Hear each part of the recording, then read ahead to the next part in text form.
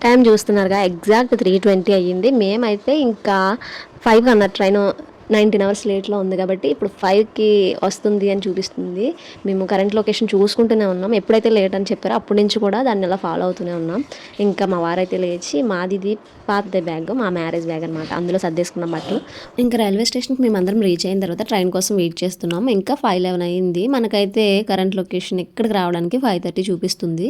20 hours late తర్వాత train వచ్చాక ఇంకా మాకు కొంచెం రిలీఫ్ వచ్చింది. పిల్లలైతే వాళ్ళ సీట్లలో సెట్ అయిపోయారు. వాళ్ళకి ఎప్పుడు కూడా ట్రైన్‌లో పైన ఉండే సీట్స్ అంటేనే ఎక్కువ ఇష్టం. బెర్త్‌లు అందులో వాళ్ళు ఆడుకోవచ్చు, పడుకోవచ్చు. ఇంకా బాగా ఎంజాయ్ చేస్తారు ఆ ట్రైన్‌లో.